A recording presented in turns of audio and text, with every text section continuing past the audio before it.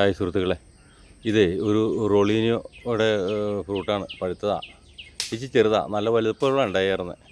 അപ്പോൾ ഇത് ഫ്രൂട്ട് നമുക്ക് ശരിക്കും ഇഷ്ടപ്പെട്ടായിരുന്നു. നല്ല ഫ്രൂട്ടത്. അതിൻ്റെ പച്ച കിടപ്പുണ്ട്, 2-3 കിടപ്പുണ്ട്. ഇനി കുറേ ഉണ്ടായിരുന്നു.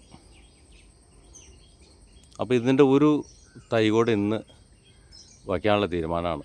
അതിപ്പോൾ റോളീനിയോ നമ്മൾ ഇവിടെയാണ് വയ്ക്കാനുള്ളൊരു പ്ലേസ് കണ്ടിരിക്കുന്നത്. അപ്പോൾ ഒരു 2 അടി, ഒരു 1.5 അടിയോളം താഴ്ചയുള്ള വിസ്താരമുള്ള കുഴി നമ്മൾ എടുത്തിട്ടുണ്ട്.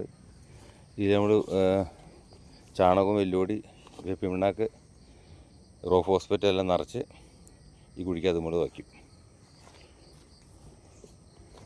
ഇതൊരു മരം നിന്നാൽ അതിനടുത്ത് ഒരു മഹാഗണിയായിരുന്നു.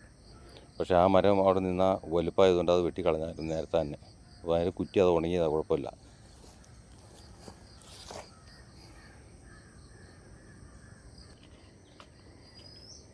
വളം ആദ്യം നമ്മൾ അടിവളമായിട്ട് നല്ലോണം വളം ചേർക്കണം. ഒരു 10 കിലോ വളം ഉണ്ടാവും അത്.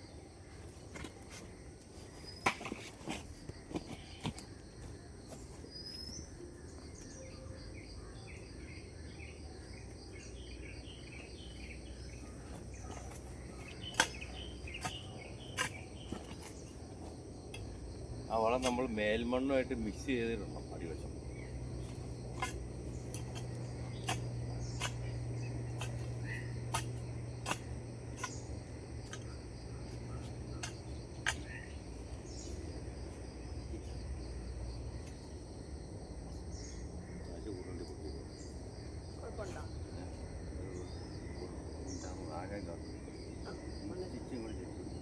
ഇങ്ങോട്ടോ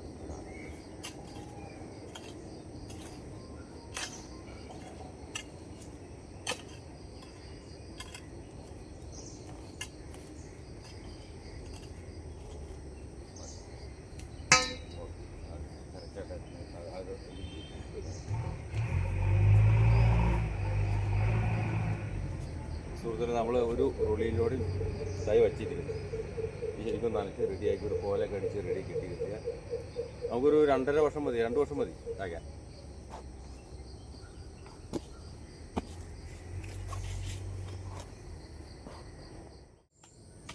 നല്ലൊരു കോല കൈയോടെ തന്നെ കോലടിച്ച് കത്തില്ലെങ്കിൽ നമുക്കത് അത് ഇവിടുന്ന് ആടിക്കൊണ്ടിരിക്കും, വേര് പിടിക്കില്ല.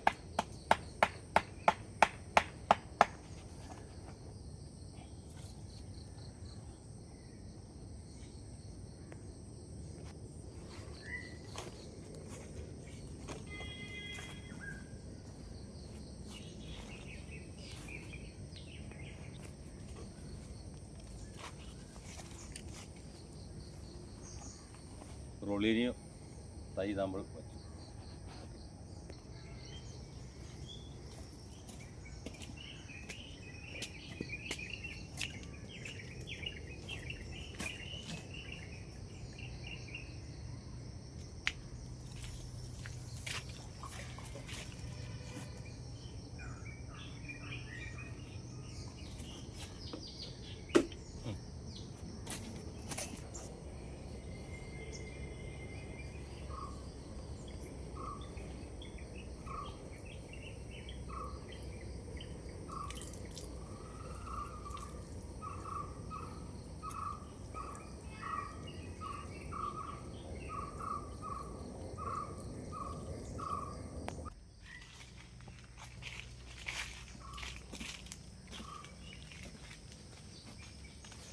നമ്മുടെ അബിയു കാച്ചു കേട്ടോ.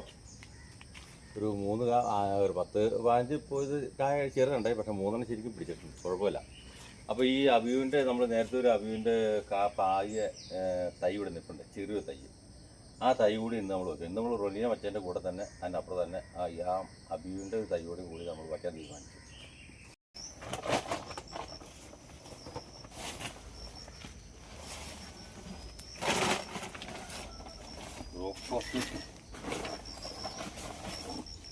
നമ്മുടെ വളങ്ങളെല്ലാം ഇവിടെ വെച്ചാണ്. ചാണകപ്പൊടി, റോഫോസെറ്റ്, അതുപോലെ തന്നെ എല്ലുപൊടി, പിണ്ണാക്ക്, മിക്സർ വളം. അത് എല്ലുപൊടി, പിണ്ണാക്ക്, കടലക്കൊപ്ര,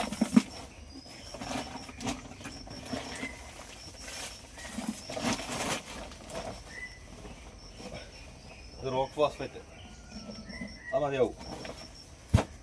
ചാണകപ്പൊടി വേണം.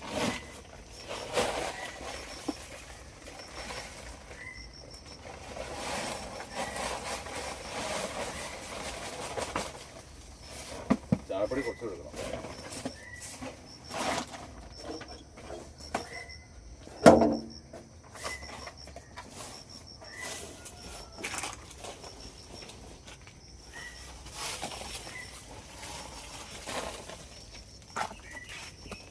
എടുക്കുന്ന കഴിഞ്ഞ് പിന്നെ അതിടാം.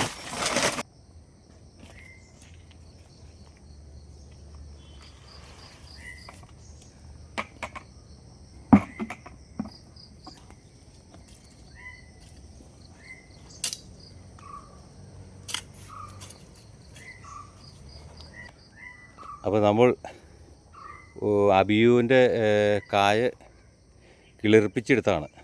അങ്ങനെ അതുപോലെ നമ്മളിവിടെ വയ്ക്കുന്നു.